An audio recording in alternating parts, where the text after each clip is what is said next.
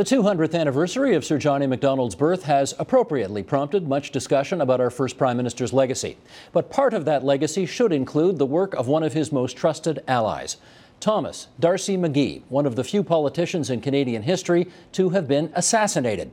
Gordon Henderson covers McGee's story in a new novel called Man in the Shadows, and Gordon Henderson joins us now. Great to have you here at TVO. It's great to be here. Love the book, I got to tell you. Terrific. Totally enjoyed it, just ate it up.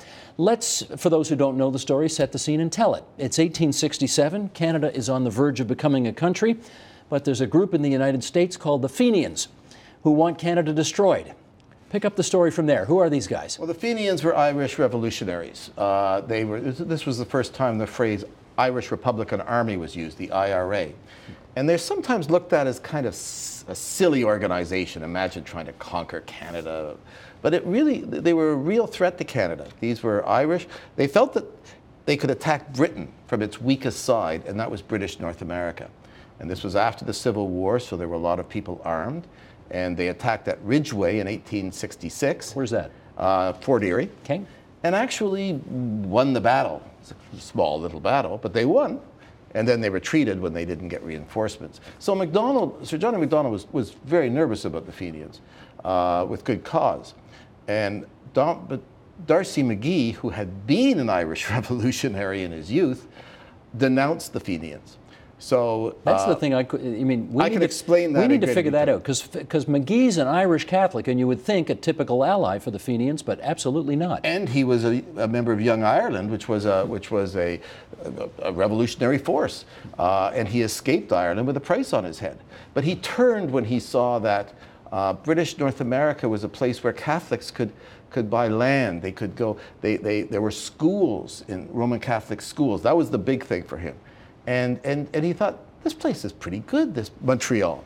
And the Irish immigrants were coming to Boston and to Brooklyn and going right into the Civil War or living in slums. So he really embraced British North America. The Fenians then saw him as a turncoat. So McGee, within a year of Confederation, was assassinated, was shot in the back of his head as he went into his as he tried to enter his boarding house. One of the things one is always curious about when one reads a novelized version of history is what's real and what are you playing with.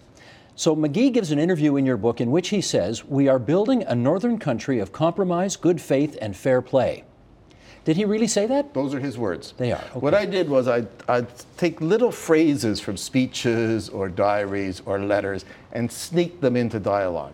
I confess I modernized their language and sometimes it would be a little clunky when I put their words in because they spoke differently than we do.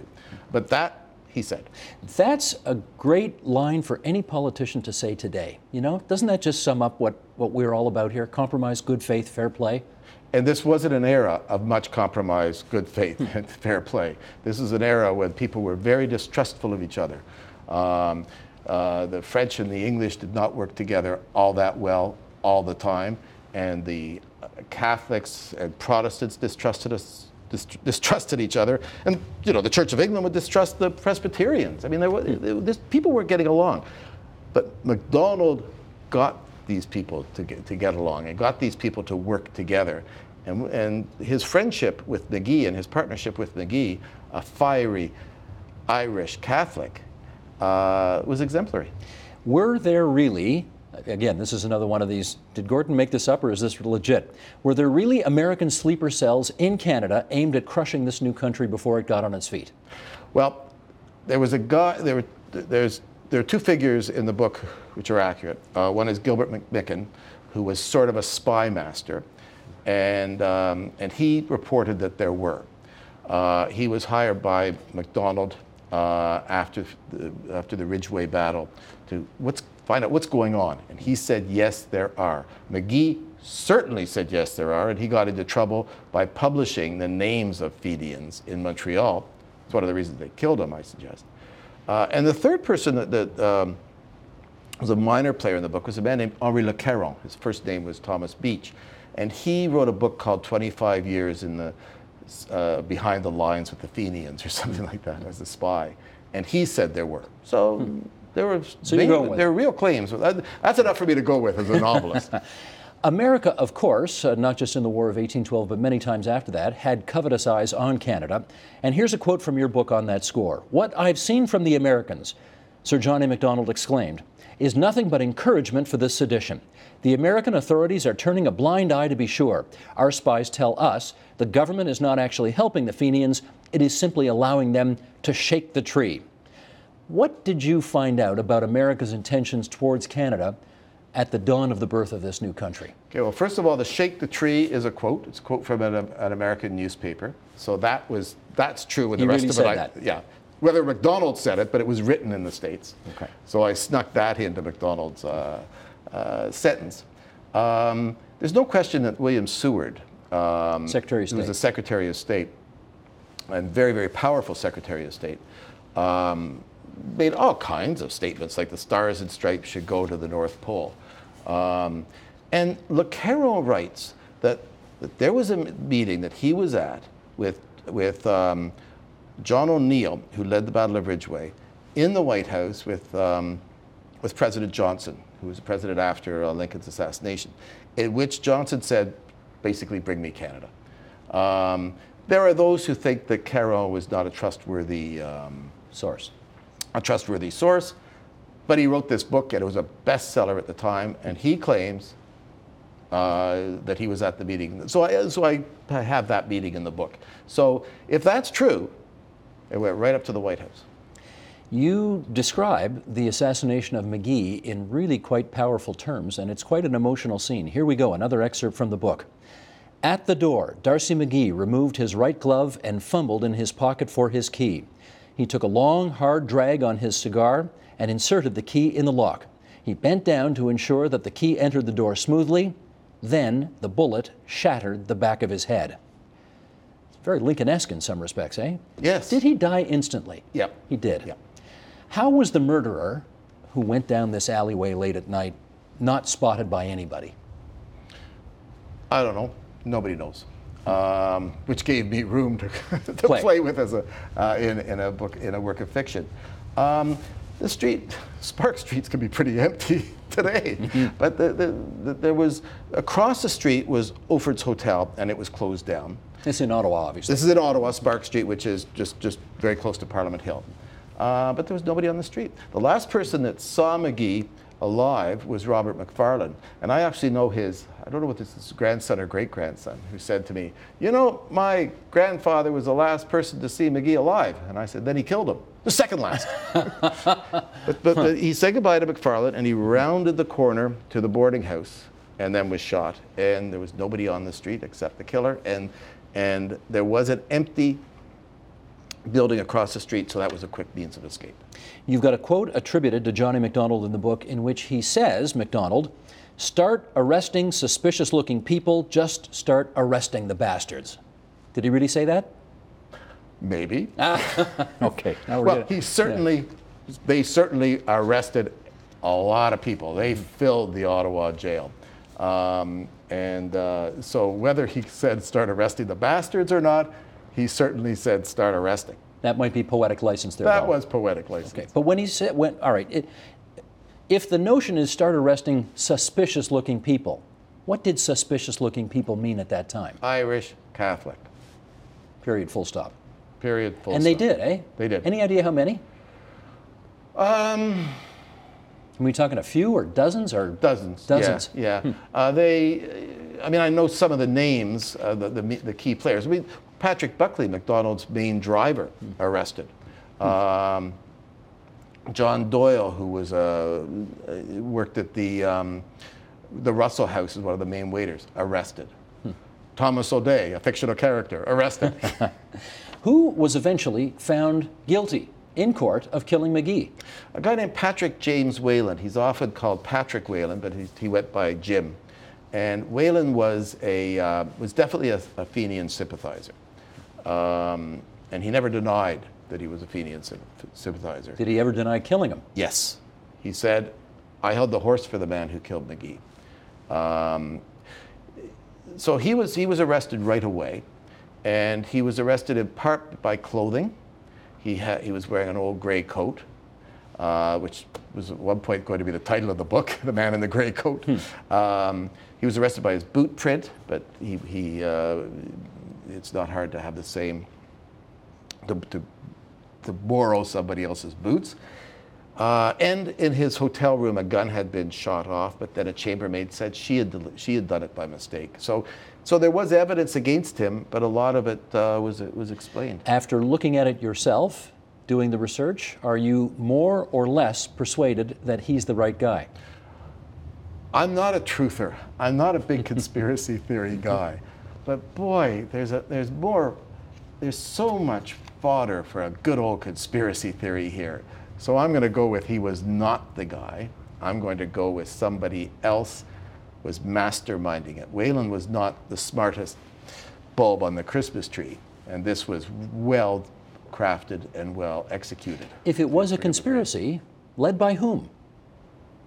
Well, the Fenians were pretty powerful. I mean, it wouldn't have been led by John O'Neill, who was a Civil War hero who fought in the battles. And there will be another one. It's often forgotten that Louis Riel's, the treasurer in Louis Riel's provisional government, was a guy named O'Donoghue, who was a Fenian, who kept telling Riel, don't work with MacDonald, become an American, become an American. And O'Neill went out to fight another battle there, which was quelled.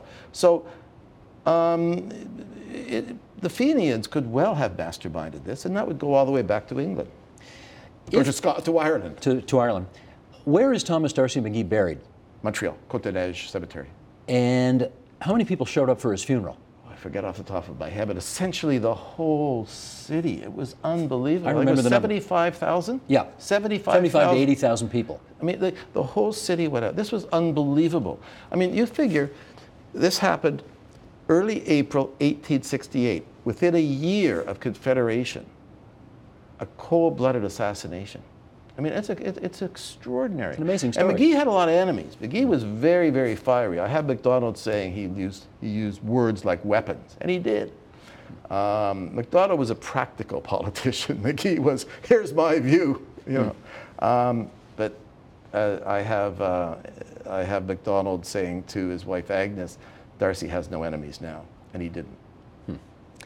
You also claim in the book that Sir John A. was targeted for assassination. Yes. Is that true? Yes. That really is true. There are, and the threats, the letters that I quote are from actual letters that he received. Sometimes they were longer, and I shortened them, just novel. So he knew his life was in danger. Yes. So in the story, Darcy McGee is killed roughly halfway through, and then it's the plot to kill MacDonald.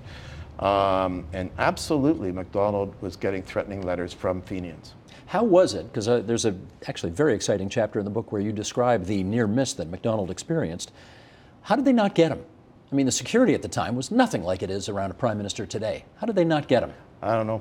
I don't know. I mean, McMicken was a pretty capable guy. So the security might have been better than we think. McMicken was a very, very capable guy. And enough that he went to Philadelphia and sort of hung around with the Fenians for a while, undercover. Now, and sometimes there are threats, and they are simply that. They're just trying to rattle the cage. But the threats were real, and they didn't get them. The question one always gets when one writes fictional history is, why do it this way instead of just writing a straight history book? So that's the question I'm going to ask. Well, maybe it's because I make documentary films for a living and I work with facts. That's a good point. We should say, this is not your real job, right? No, it's not. This is something that you spent how many years doing? Oh, God. 10? In a way, yeah, 10 years. 10 years on the side, because you're really a documentary filmmaker, working on this novel. Yeah. So you didn't want to do a straight history? No, we internalize facts and figures through stories. You know, if I say, I got a great story for you, you'll lean forward and listen. So I wanted to tell a story, and this would give me the freedom to play with some events and to tell a story. What I've said before is I wanted to get the music right so that I could play with the lyrics. I wanted to give you a sense of the times and give you a sense of MacDonald, but not be stuck with exactly what he said. And I just came up with this idea of a cold-blooded assassin, and thought, that's kind of fun, you know, and an innocent man hanging, and that is plausible. That's horrifying. And then thought, well, let's go for it. Because the first person that saw McGee when he was killed was Will Trotter, whose mother ran the boarding house. So I first thought of sort of building it around Will Trotter, and then I thought, oh, that's confining because he's too young. So then it was that I thought, well, I'll create another character, and then, well, maybe I'll give Will a sister. He had a sister, but I know nothing about her. So that's how it all started to come, and then I just kept on writing. Just finally, in the course of doing all the research for this, did you ever meet anybody who was actually related to Sir Johnny MacDonald? Well, my wife is distantly related to MacDonald. There you go. Isn't that amazing? Yeah, she was, her mother was a Macpherson. And the MacDonalds and the Macphersons were first cousins and came to Kingston together. The Macphersons actually came first, and then the MacDonalds came to be with their cousins. So James Pennington Macpherson, who was MacDonald's nephew, was my mother-in-law's uncle. And she said to me once, have you ever read James Pennington, because she knew I was interested in Canadian history, have you ever read James Pennington Macpherson's biography of MacDonald? And I went, no, it's not a very good book. She was, why do you say that? I said, well, he was his nephew, so he just wrote how wonderful he was. There's no analysis. It's not very. She said, oh, that was my Uncle Jim. I went, oh, you mean? I got all excited. Yeah. You're related to Canadian royalty, sort of. MacDonald. The Hendersons were stonemasons in Scotland at the time. There you go. It's a great read. A Man in the Shadows, a novel. Gordon Henderson. Thanks for coming into TVO tonight. Thanks a lot. It was lots of fun. Support Ontario's public television. Donate at tvo.org.